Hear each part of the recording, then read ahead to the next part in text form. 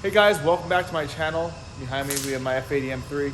Currently doing a lot of stuff to prep for a race I'm trying to make it to in Florida at GTR World Cup. They have a DCT class. The fastest car is allowed to go 850. I don't think I'll be that fast, but if I go 8s, that'd be wonderful. That's the whole point of this trip, is to take the car down there and go 8s. Hopefully bring it home one piece. Car just made a bunch of power dyno like you saw. We were doing a bunch of upgrades to it, or maintenance also at the same time. I don't want to go down there and have any problems. I have spare axle, spare drive shaft, bunch of spares, but we'll see what we bring with us and what gets done. Threw in like a little bit lighter of a driver's seat, same thing on the passenger side. We're throwing in fresh fuel pumps in the car. I'll show you guys right now.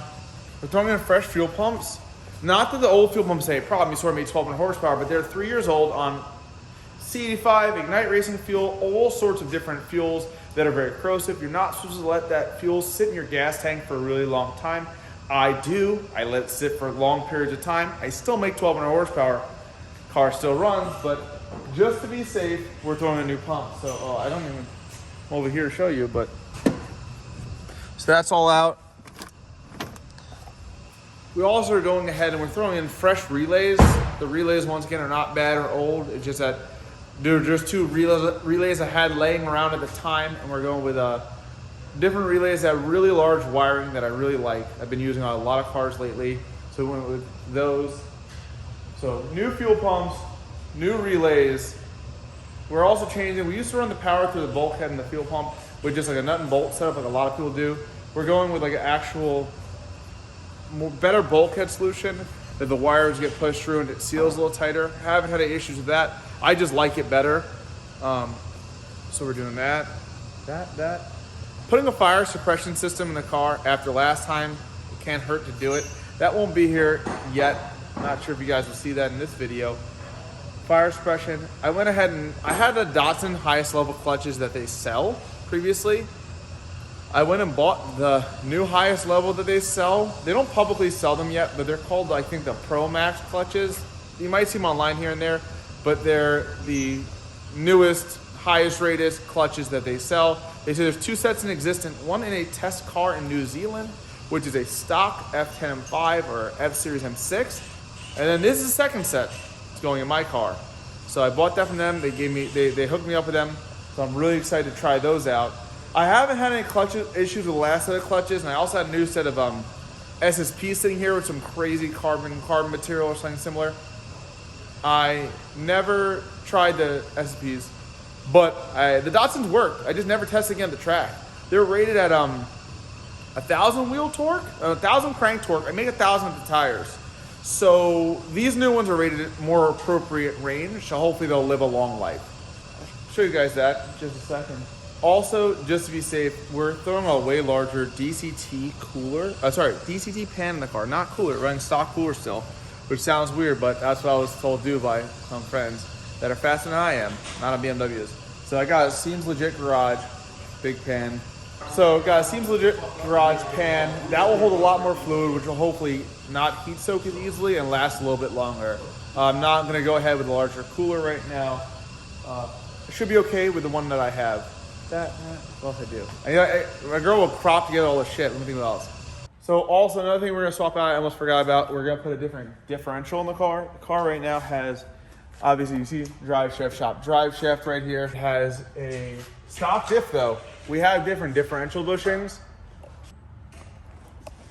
but I'm gonna they make a brace right now. I already have it, it's in the office though. It adds, if you look in a second, the factory only uses one diff mount in the rear. The braces use both. So right here, you have 2 bolts to the diff, only one spot in the subframe.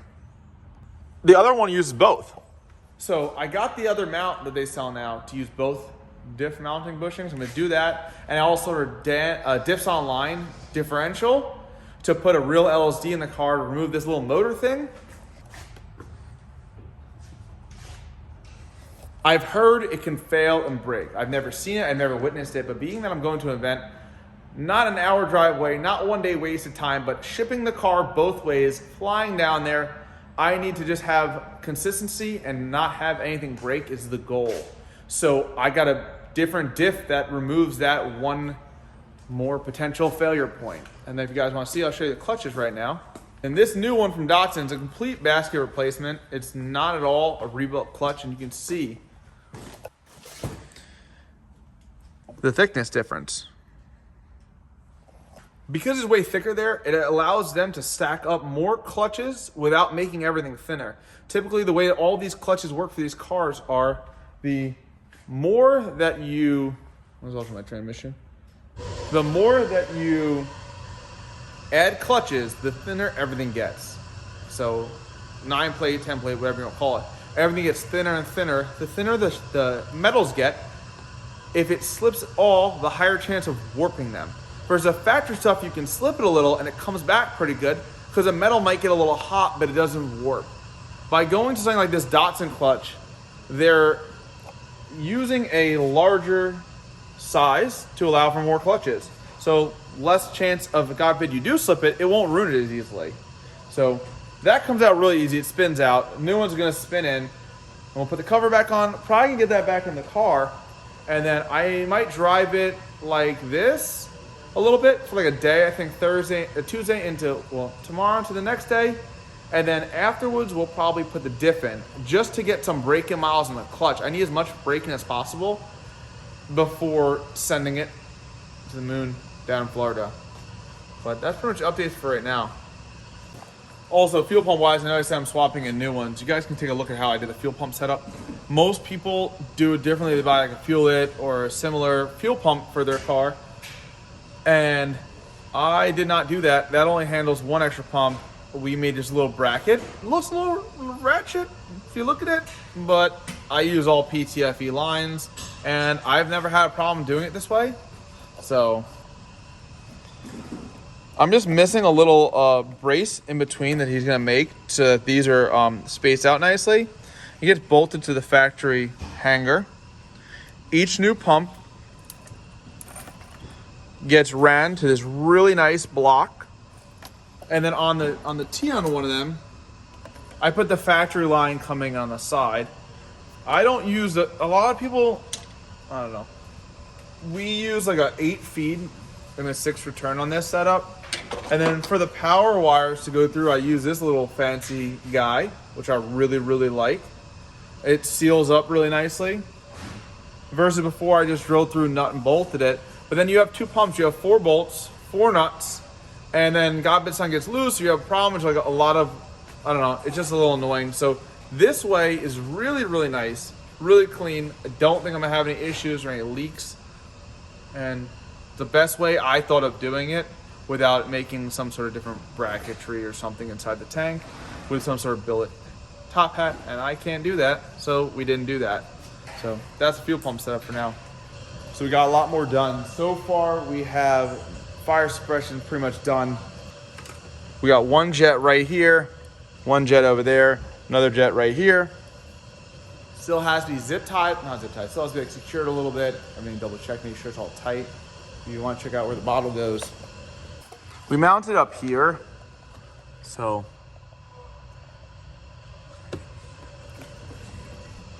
we got, yes, I changed my seat. Oh boy. We got the cable right here. I'm not gonna pull that because I don't want to fire. I know the back seats are out. Yes, they're going back in for weight reasons.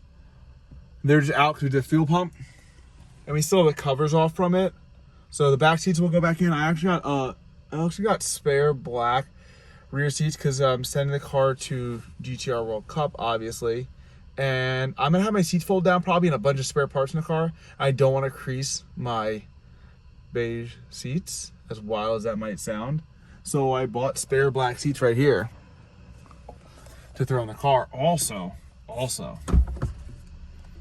I got bead locks because it look cool. I must even show you that. Do you guys see the heat?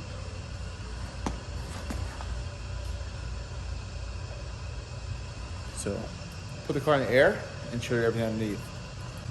So underneath we have a Seems Legit Garage transmission pan. Once again, I got the Dodson Pro Max clutches inside the transmission now. Seems Legit Garage pan. That holds about 2 liters more fluid. We also have a GTS fill, or close to it, I'd say. E92 M3 comes with a fill that raises it maybe like inch and a half, 2 inches. There's a hair shorter. So we might not get another liter of fluid, but it'll be close. So almost 3 liters more fluid holding, which just allows it to heat soak more. That's up here. Also over here we have diffs online diff. We have another brace right here, which gives us another bushing. I'm just hoping with the brace and the bushing, it will limit movement even more. Also, we have obviously our our small brake kit to allow for 17-inch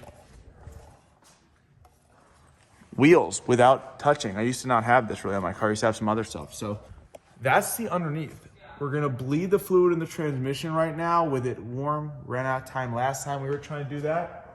And then I'm gonna drive this home, braking the clutches and differential.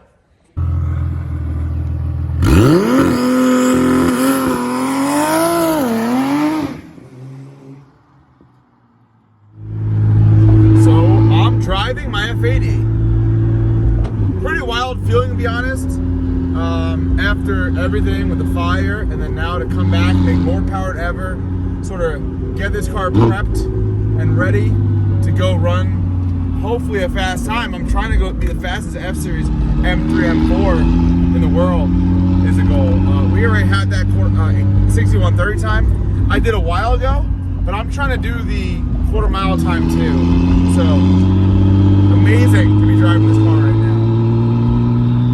So good. No, it got a few lights on the dash from the differential. I'll get it coated, but I hope you guys like watching this. I'm super hyped this car is running. It's like gives me so much hype. Hit the like button, subscribe if you'd like to see more of this. I hope you do. I love it.